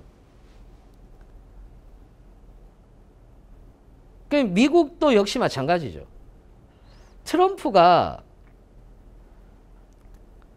이게 경찰개혁이 뭐냐면은 트럼프가 원래 지지를 받았던 세 곳에서조차 돌아서기 시작했어요. 민주당 쪽으로. 물론 아직까지 몇 개월 남았어요. 한 6개월 남았지. 6개월 안 남았구나. 한 5개월 남았겠구나. 아직까지 한 5개월 좀 이상 정도 남았는데 세 곳, 네 곳에서 여론이 뒤집혀 나가기 시작하는데 왜 이거 경찰개혁을 했느냐 하면은 여론이 안 좋아지기 시작을 한 데가 어디냐 하면 디트로이트시라든지 이런 데란 말이에요. 공업화 지대란 말이야. 공업화 지대에서 흑인 노동자들이 차지하는 비중이 꽤 커요. 흑인이나 히스패닉들이 차지하는 비중이 꽤 커요. 물론 백인 노동자들도 있지만은. 근데 거기에서 대부분 경찰들이 과잉 진압을 한단 말이에요. 과잉 진압을 해왔었단 말이지. 그러니까 거기에 대한 불만들이 이제 대선과 함께 빵 터지기 시작을 한 거예요. 그래서 경찰개혁을 하자라고 얘기를 하게 된 거고 경찰개혁에 서명을 한 거예요. 근데 얘가 또 실수를 하는 거지. 내가 이렇게 경찰개혁은 하지만은 경찰 자체는 지지해야 되지 않을까. 경찰은 치안을 지키는 거니까. 뭐 이런 식으로 발언을 해가지고 인권에 대해서 얘기해야지. 인권에 대해서 얘기해야지. 트럼프는 지금 현재는 위기 상황이라고 딱 생각을 하는 것 같아요. 그래서 자기에게 불리한 얘기 절대 안 해요. 트럼프 지금 북한 얘기 안 해요. 북한 얘기 안 해요. 북한이 도발했다. 저 나쁜 놈이다. 벌써 예전 같았으면 트위터 날렸어. 벌써 예전 같았으면 트위터 날리고 로켓 보이니 무슨 뭐니 무조건 막 얘기를 했을 거야. 로켓 거리 나왔겠지 이번에는. 얘기가 나왔을 거라고. 근데 조용해요. 심지어 트럼프는 이랬어요. 김정은과 나는 아직까지 우정이 있다. 라고 이렇게 얘기를 했어요. 그러니까 자기가 얼만큼 지금 현재 심각한 상황인지를 보여주는 거예요. 이 경찰개혁에 대한 명령을 서명했다라고 얘기를 하는 건 사실 공화당의 논리는 아니거든요. 공화당은 여전히 보수적이라서 경찰, 치안을 강화하고 그리고 국방을 강화해야 된다. 그것이 미국이 살 길이다라고 생각하는 쪽이란 말이에요. 그래서 트럼프인데 사실 전 누굽니까? 민주당 갑자기 걔 이름이 생각이 안 나냐? 응? 바이든. 조 바이든. 아, 미국 애들도 참 저는 불쌍하다라고 느낀 게 후보가 조 바이든 아니면 트럼프야. 아니, 그것도 좀 불쌍해. 왜냐하면 조 바이든이 서민을 지지하지는 않거든요. 얘도 엄청난 부자예요. 조 바이든도 엄청난 부자예요. 근데 얘가 자수성가했느냐? 말로는 자수성가했다라고 하지만 자수성가한 타입이 아니에요. 조 바이든 같은 경우는. 그러다 보니까 제가 봤을 때는 그건 거죠. 참 미국 애들도 불쌍한 거야. 조 바이든, 트럼프. 그래서 저는 개인적으로는 트럼프가 조금 지금 현재는 휘청거리지 않느냐. 근데 이 트럼프는 워낙 물타기의 귀재라서 끝까지 방심을 할 수는 없겠지만 조 바이든이 방심을 하게 된다면 트럼프가 재선을 하게 될 거고 조 바이든이 계속 끝까지 긴장을 놓치지 않고 간다면 긴장을 놓치는 순간 트럼프가 재선을 하게 될 겁니다. 우리는 어찌됐든 민주당이 하든 아니면 공화당이 하든 간에 중요한 건 우리에게 이익이 있는 것이 무엇인지를 잘 살펴봐야 된다는 거죠. 그 다음에 마지막으로 오늘 마지막으로는 이 얘기 좀 하려고. 요거 그냥 스쳐 지나갈 것 같아가지고, 왜냐하면 카카오에서 뉴스 댓글을 개편했어요. 댓글을 개편했는데 이게 이제 접었다가 펼 수도 있는 거고 대부분 접혀 있어요. 그러니까 악성 댓글이라든지 이런 것들이 눈에 노출이 잘 안 되도록 이렇게 만들었어요. 그랬더니 악성 댓글에 대한 신고는 늘고 욕설은 줄었다라는 이 얘기가 나왔습니다. 이게 뭐 그렇게 중요하냐라고 이렇게 얘기를 한다면, 나는 것은 뭐냐 하면은, 이게 왜 중요하냐면 이게 소위 이거예요. 예전에는 이랬었단 말이에요. 게시판은 어느 순간이 되면 자정작용이 되지 않을까였어요. 전부 다. 왜냐하면 사회라고 하는 것은, 또는 사회화 단계를 거치면서 우리의 인간은 대부분 어느 정도까지는 교양화되어 가니까. 그러면 그 교양 있는 사람들이 악성 댓글을 보고 신고를 하거나 그렇게 되면서 좀 더 뭐해지지 않을까? 자정작용이 되지 않을까라고 생각을 했었단 말이에요. 그러나 문제는 여기 있었던 거죠. 그러면서 대부분 왜 댓글에 욕을 달까? 뭐 익명성 때문이다. 뭐 이런 얘기들이 많이 나왔었어요. 그런데 사실은 익명성은 그렇게 크게 중요하지 않습니다. 여러분이 익명이라고 해서 악성 댓글을 달는 경우는 거의 없을 거예요.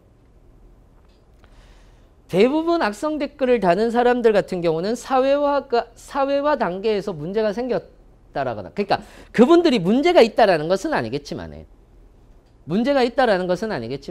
사회화 단계에서 아직까지도 이게 개인적 언어 습관인 건데 표출을 많이 하는 사람들이라거나 자기의 불만에 대한 표출이라든지 이런 것들을 많이 하는 사람이라거나 그런 경우에서는 대부분 나올 수가 있는 형태입니다. 여러분들도 생각을 해보시면 아시겠지만, 여러분들 어릴 때 욕 많이 했잖아. 어릴 때 욕 안 했어요? 어릴 때 중학교 때 그 중2병을 겪을 때, 그 가장 심하다는 중2병을 겪을 때, 그때 굉장히 욕을 많이 했을걸? 욕을 입에 달고 사는 애들도 많아요. 그리고 고등학교 올라오더라도 지들끼리 모이면은 막 욕을 어마어마하게 하죠.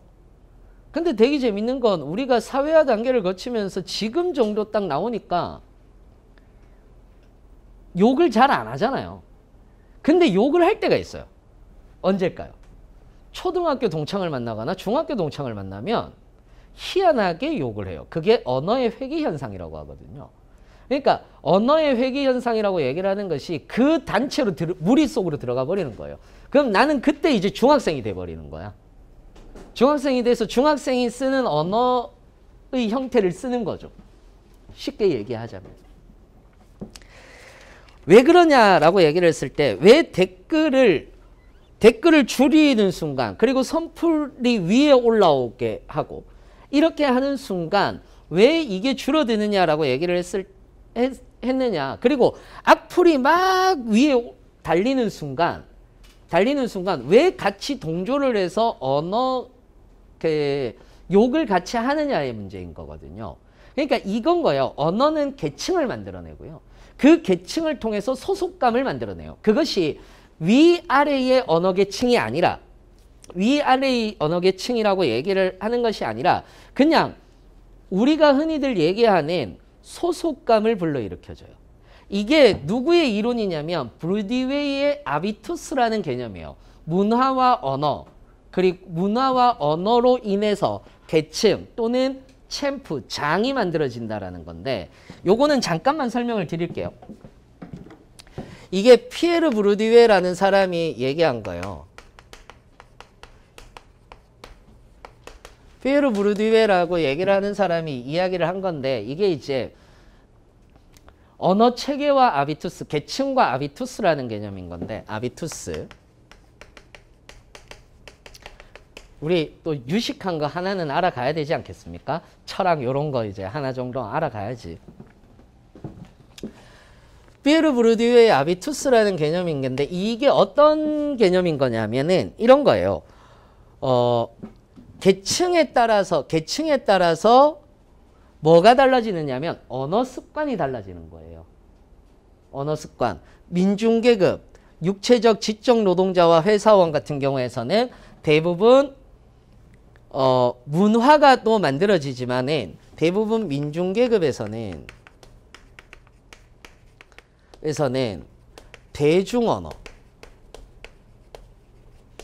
대중언어가 만들어지는 거죠. 그냥 우리가 듣기 쉬운 언어들, 이런 언어들이 만들어지는 거예요. 그리고 중간계급으로 갈수록 소위 말하는 교양 언어가 만들어지는 거죠. 어려운 단어를 쓴다라든지 한자어를 우리나라로 치면 한자어를 섞어서 쓴다라든지 이런 쪽으로 만들어지는 거죠. 그리고 상류계급으로 가면 그들만의 언어가 만들어지는 거예요. 그들만의 언어가 만들어지는 거죠. 그들만의 언어라고 얘기를 이게 피에르 부르디유는 프랑스인이거든요. 프랑스인인데 그러니까 외국 언어를 가지고 우리나라 언어는 요거는 뒤에 가서 우리나라 언어로 다시 풀어드릴게요. 언어 자체를 놓고 보았을 때 이게 되게 재밌는 것 중에 하나가 이런 거예요. 자, 생각을 해봅시다. 우리가 흔히들 얘기를 했을 때 외국 언어를 놓고 보았을 때 그냥 영어를 쓴다고 하더라도 그냥 일반적 언어를 쓰는 경우들이 있어요. 그런데 여기에서 굉장히 고급 어휘를, 그러니까 단어 중에서 고급 단어를 쓰는 데가 중간계급인 거예요. 무슨 말인지 이해됐어요? 그리고 여기서 자기들끼리 그들만의 언어라고 얘기를 하는 것이 뭐냐 하면은 예를 들어서 미국의 상류, 예전만 하더라도 미국의 상류계층으로 가면 영국식 발음을 했다라고 얘기를 해요. 그러니까 자기들끼리는 미국식의 대중적 발음이 상류계층답지 않다라는 거예요. 무슨 말인지 이해되세요? 그런데 되게 재밌는 건 뭐냐면 이렇다라는 거죠. 얘들은 민중계급은 중간계급으로 가고 싶은 욕망이라고 얘기를 하는 것이 있잖아요. 그죠? 욕망이라고 하는 것이 있잖아요. 그러니까 아비투스가 이 욕망의 모방인 거거든요. 욕망에서의 모방이라고 얘기를 하는 건데 이 욕망이 있잖아. 그러니까 뭐를 하느냐 하면 이 언어를 모방해요. 무슨 말인지 이해되세요? 이렇게 욕망이 있잖아. 그래서 이쪽을 모방하는 거예요. 무슨 말인지 이해되세요? 쉽게 생각하면 이건 뭐 좀 극단적인 얘긴 한데 뭐 그런 드라마나 이런 데서 보면 왜 졸부들이 왜 자기들끼리 막 만나서 영어 쓰고 이러는 거 있잖아. 영어 쓰고 이러는 거. 그런 것들이 이제 모방 언어인 거예요. 무슨 말인지 이해되세요? 모방 언어인 거예요. 이런 식으로 모방을 해서 가게 된다라고 얘기를 하는 거죠. 그래서 그 언어와 소속감을 통해서 무엇이 만들어지는 거다? 아비투스라는 장이 만들어지는 거다. 모방의 장, 욕망의 모방의 장이 만들어지는 거다. 그것이 문화를 만들어내기도 한다라고 얘기를 하는 거거든요. 이게 한국어는 100% 안 맞아 들어가요. 왜냐하면 한국어 자체가 상류 언어와 하류 언어가 없기 때문이에요. 조선시대는 있었어요. 조선시대에는 조선시대에는 한자어를 써야 되는 거죠. 명심보감 정도는 외우고 다녀야 되는 거예요. 천지지간 만물지중에 오인이 최기 아니 속이 오인자는 이기 위 오륜지라 뭐 이런 것들을 이렇게 읽고 다녀야 되는 거예요. 그러니까 이렇게 얘기하면 안 되는 거죠.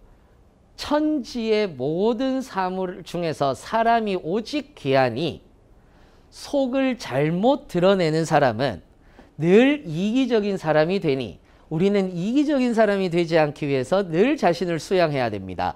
라고 얘기하는 건 대중언어. 천지지간 만물지중에 아무튼 그렇게 얘기하면 그게 상류 언어였던 거죠. 근데 지금 현대사회에서는 상류 한글이라고 하는 것 자체가 상류 언어도 없고 하류 언어도 없어요. 단지 하류 언어와 상류 언어라고 얘기를 하는 것은 비속어와 아닌 것으로 구분되는 거죠. 그런데 재밌는 거는 뭐냐면 사실상 비속어를 쓰는 것이 아니에요. 악플이냐 아니냐를 쓰는 건 거죠. 무슨 말인지 이해되세요?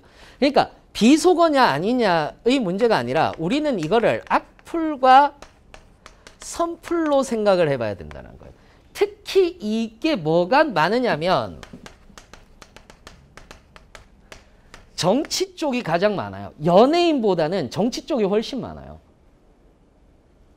정치 쪽이 훨씬 많아요. 왜일까? 왜일까? 봐요. 정치 쪽에서 악플, 선플. 악플이 많을까? 선플이 많을까? 정치 쪽에서. 악플이 많지. 압도적으로 많아요. 왜일까? 왜일까? 우리나라 사람들은 정치를 옹호하는 걸 금기시해요. 거의. 왜냐하면 국회의원 놈들은 다 나쁜 놈들이거든. 무슨 말인지 이해되세요? 걔들이 민주당이든 정의당이든 미래통합당이든 아무 상관없어. 그냥 국회의원 놈들은 다 나쁜 놈들이야. 정치하는 놈들은 다 나쁜 놈들이고 맨날 싸우고 맨날 혈세 뜯어먹고 이런 놈들이야. 그러니까 기본적으로 우리의 적인 거야. 그러니까 우리는 어디 가서 여러분들도 생각을 해보세요. 어디 가서 정치적 얘기를 잘 못해요. 우리나라는. 모여서 정치 얘기 잘 못해요. 정치적 의견이 맞는 사람끼리 얘기하지 않는 한 대부분 모여서 정치적 얘기를 하지 않아요. 금기시돼 있어요. 왜? 싸울까 봐. 우리가 술 먹으면서 하지 않는 얘기가 두 가지예요. 그리고 결혼하지 않는 이유도 두 가지예요. 정치적으로 안 맞으면 결혼 못해요. 두 번째, 종교 안 맞으면 결혼 못해요. 우린 술자리에서 정치 얘기와 종교 얘기 안 해요. 모여가지고 갑자기 술 막 마시는데 하나님이 말이야 분위기가 싸해져요. 갑자기 분위기가 갑자기 싸해져요. 하나님이 말이야 골고다 언덕을 오르실 때 막 이렇게 얘기하는 순간 분위기가 싸해져요. 그 앞에서 갑자기 야 그렇게 따지면 석가모니는 막 이렇게 나오기 시작하면 이제 끝나는 거예요. 끝나는 거예요. 근데 대부분이 이제 사실은 종교 언쟁이 안 되죠. 우리나라는. 왜 안 되는지 아세요? 기독교에 계시는 분들이나 성당을 다니시는 분들은 어찌됐든 종교 공부를 했잖아요. 종교 공부를 했으니까. 근데 안 다니시는 분들은 성경책을 잘 보지도 않았잖아. 교회를 한 번 정도 다닌 적은 있겠지. 부활절에 계란 먹으러. 우리 때만 그랬나? 가난했을 때 우리 때만 그랬나? 아무튼 그러니까 대화가 안 돼요. 이쪽은 성경을 알고 있는 사람들과 성경을 모르고 있는 사람들인데 여기서 더 웃긴 거는 뭐냐면 정치는 보수와 진보로 나눠진다면 교집합이 없어요. 그래서 그냥 싸우는 거예요. 그렇잖아요. 그래서 안 해요. 그래서 우리는 그걸 피해요. 똑같아요. 나는 민주당을 지지하고 싶어요. 나는 미래통합당을 지지하고 싶어요. 난 정의당을 지지하고 싶어요. 난 어딘가를 지지하고 싶어요. 그 얘기 못해요. 무슨 말인지 이해되세요?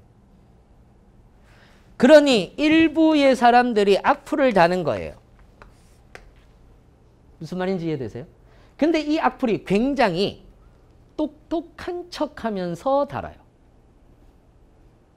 그 악플들 잘 보시면은 그냥 막 얘기하는 사람들이 있는 반면에 하나하나 조목조목 따져가면서 얘기하는 분들이 있는데 그 하나하나 따지다 보면은 다 틀린 말이에요. 다 틀린 말인데 자기들 논리대로 막 얘기를 하는 경우들이 있어요. 그렇게 쓰는 거예요. 근데 우리는 대부분 이런 경우들이 있거든요. 이게 이제 그런 경우 그게 있어요. 우리는 인류는 어쩔 수 없나 봐요. 인류는 그게 이제 그 무슨 증후군이라고 얘기하는데 지금 갑자기 생각은 안 나는데 똑똑하게 보이는 사람에게 성적 매력을 느낀다라는 증후군이 있어요. 그게 일종의 증후군과 신드롬인데 똑똑하게 보이는 거야. 그럼 나도 이 안에 들어가고 싶은 거지, 이것처럼. 무슨 말인지 이해되세요? 그래서 여기에 달리는 거예요. 무슨 말인지 이해되시죠? 그거예요. 연예인 욕하는 기사도 똑같아요. 연예인 욕하는 기사도 똑같아요. 아무 근거 없어요. 자세히 뜯어보면 아무 근거 없는데 논리적으로 어디서 들은 것처럼 자세히 있어요. 알고 보니까 전부 다 이거예요. 알고 보니까 이랬다더라. 알고 보니까 이랬다더라. 알고 보니까 이랬다더라. 그래서 논리적이래요. 말 같지도 않은 얘기. 알고 보니까 이랬다는 것 자체가 논리적이지 않은데 알고 보니까 이랬다더라. 알고 보니까 이랬다더라. 알고 보니까 이랬는데 이랬다더라. 라고 하면서 논리적이라고 얘기를 해요. 그러니까 이 안에 들어가서 같이 욕이 되는 거예요. 그럼 선풀이 위에 있으면 이게 불편해지기 시작해요. 무슨 말인지 이해되세요? 그 효과예요. 이게 그 효과예요. 그러면 이게 왜 이렇게 이런 악플들이 생겨나느냐라고 얘기를 했을 때 우리는 이 얘기를 한번 하고 넘어가려고 합니다. 이게 조르조 아간벤이라는 사람의 호모사케르라는 책이 있는데 저는 이 호모사케르라는 책을 한 번쯤 읽어보는 것도 너무 나쁘지 않다라고 생각을 하는데 이 호모사케르라고 얘기를 하는 것 자체는 정치적으로부터 벗어난 사람 또는 돌을 맞아도 되는 사람이라고 이렇게 얘기를 합니다.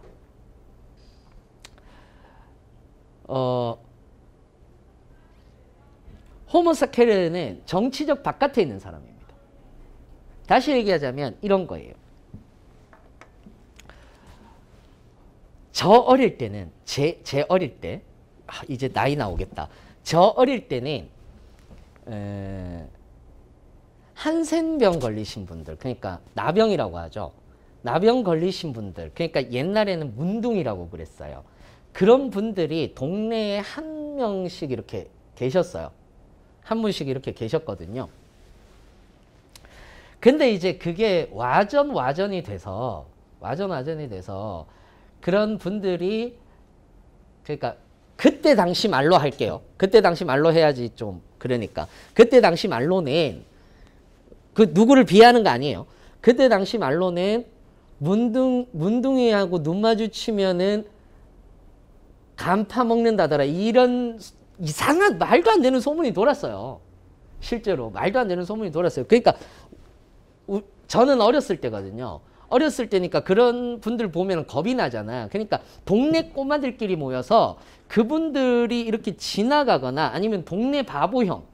그러니까 동네에 꼭 희한하게 약간 어눌하신 분들이 계셨어요. 참 착하고 어눌하신 분들이 계셨어요. 그런 분들이 이렇게 지나가면은 그렇게 돌을 던졌어요. 오지 말라고. 어릴 때. 막 문둥아 저리 가 이러면서 막 돌 던지고 막 바보야 저리 가 이러면서 돌을 던졌단 말이에요. 근데 지금 와서 생각해보면 아주 못된 짓인 거죠. 생각해보세요. 여러분 지금 와서 생각하면 여러분들 나이야 그런 분들이 또는 그 한센병 걸리신 분들은 훨씬 더 나이가 많으신 분들이에요. 근데 그런 분들 이렇게 지나가는데 여러분 지나가는데 동네 꼬마가 돌을 던졌다고 생각해보세요. 여러분은 어떻게 했어요? 가가지고 따끔하게 혼을 내야지.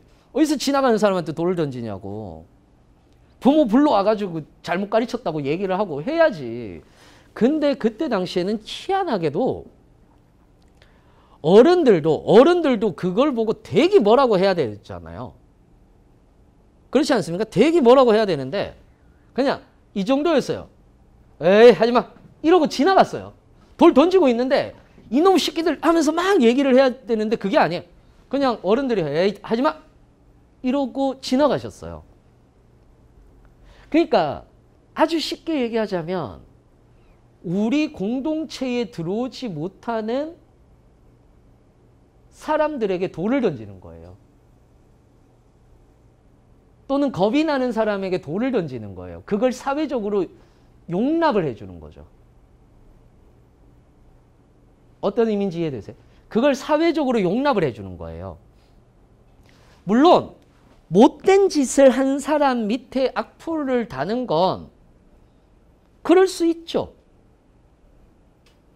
아니 일륜배반적이고 그런 사람들한테 우리도 화를 낼 수는 있어요. 그런데 아무것도 모르는데도 불구하고 카더라임에도 불구하고 악플을 단다라는 건 또는 우리에게 불편한 짓을 했다라고 해서 불편할 수 있죠. 예를 들어서 어떤 분이 가부장적인 분이 계신다고 쳤을 때 어떤 연예인이 굉장히 페미니즘적인 발언을 했다라고 쳐요. 그럼 그분의 입장에서는 불편할 수 있는 거죠. 하지만 그게 잘못된 건 아니잖아요. 그렇지 않겠습니까? 그건 잘못된 건 아니죠. 그분의 표현의 자유인 거니까. 그러니까 중요한 건 뭐냐면 우리는 자꾸 자기들 틀 안에서 돌에 맞아도 되는 사람을 골라내고 있는 건지도 모르는 거예요. 악플이라든지 이런 걸로. 실제로 돌을 던지지는 못하지만 예전처럼 돌을 던졌다면 고소를 당할 테니까 실제로 돌을 던지지는 못하지만 댓글이라는 것에 숨어서 온라인이라는 것에 숨어서 돌에 맞아도 되는 사람을 골라내고 있었던 거죠. 즉 호모사케르를 만들어내고 있었던 거예요. 그런데 이게 왜 상당수 불편해지는 얘기냐면 다른 사람을 사케르, 그러니까 호모사케르화 시키면 나도 호모사케르가 될 가능성이 존재하는 거예요. 그러니 우리는 다양한 사고를 할 수가 없어지는 거예요. 이 문제인 거예요. 다양한 사고를 뺏기는 사회는 정체되고요. 발전할 수 없어요. 악플도 표현의 자유 아니냐? 아니에요. 악플이 많아지면 많아질수록 우리는 호모사케르가 많아져요. 호모사케르가 많아질수록 나도 호모사케르가 될 수 있기 때문에 나의 생각은 그들에 편승해야 돼요. 그러면 대부분의 이 사회적 사상은 하나로 모아지게 되는 거고 권력자들이 생각하는 형태로서 생각이 모아지게 되는 거예요. 그러면 대부분 그런 사회는 생각이 단일화된 사회인 거고 그 생각이 단일화된 사회는 절대 발전할 수가 없어요. 늘 모든 사상은 다양해야 됩니다. 그 사상은 다양해야 되는 거고 그 다양한 사상들을 토대로 해서 나아가야 되는데 우리는 그걸 못하게 되는 사회가 되는 거죠. 우리는 악플을 표현의 자유로 이야기를 할 수는 없습니다. 그래서 당연히 인터넷에서도 자정작용이 일어나야 되지만은 이렇게 하는 거 저는 이렇게 하는 거 아주 좋은 방향이라고 생각을 해요. 아주 좋은 방향이라고 생각을 해요. 그래서 댓글을 개편하면서 우리가 현재 상황에서 점점 더 게시판이 좀 활성화, 그러니까 선플로 좀 활성화되고 다양한 생각으로 활성화되고 차라리 토론의 장이 되면 더 좋은 거겠죠. 그랬으면 저는 더 좋을 것 같습니다. 개인주의, 그래서 마지막으로 얘기를 드리고 싶은 건 이거예요. 개인주의와 공동의 선이 같이 존재하는 사회에서 우리는 살고 있고요. 세계는 변화하고 이 중심에는 우리가 있을 겁니다. 그래서 우리가 변화해야 되는 시기가 바로 지금 이 시기가 아닌가라고 생각을 해봅니다. 이걸 작성하면서 마지막으로 이제 생각이 들었던 게 이거였어요. 이 그림 뭔지 아세요? 제가 마지막마다 그림을 한 편씩 보여드리거든요. 여러분들의 교양을 위해서. 요 그림이 뭔지 아세요? 이게 잭슨 폴록의 넘버 19입니다. 90가 아니고 19입니다.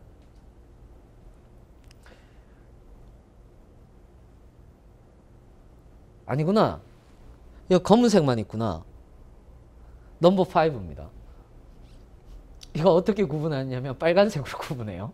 비싼 작품이 넘버 19하고 넘버 5가 있는데 빨간색이 있으면 넘버 19, 빨간색이 없으면 넘버 5 뭐 이렇게 되는 건데 잭슨 폴록이 한때는 가장 비싼 그림을 그리는 사람이었습니다. 왜냐하면 현대사회에 들어오면서 우리가 코로나19도 마찬가지고 인력으로 안 되는 부분들이 있어요. 하지만 코로나19의 팬데믹은 사실상 인재에 더 가깝거든요. 자연재해보다는 인재에 더 가깝거든요. 우리가 노력을 하면 우리 이런 얘기를 하죠. 운칠기삼이라고 얘기를 하는데 운은 7이고 우리가 노력하는 건 3이다 라고 이렇게 얘기하는데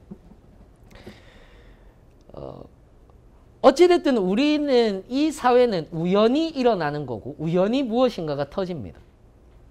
그 흐름을 제대로 읽지 않는다면 우리는 그냥 우연히 이 세계에 와서 휩쓸려 갈 뿐이지 않을까라는 생각이 들었어요. 우연히 만들어낸 미술품이거든요. 이건 그냥 막 이렇게 하는 겁니다. 이건 우연히 만들어낸 미술품이지만 최고가를 받았어요. 왜냐하면 그때 당시에 미술이라는 거에 정수를 찔렀기 때문이죠. 미술이란 무엇인가? 정형화된 것인가? 그렇지 않다. 우리는 자연으로 돌아가야 된다.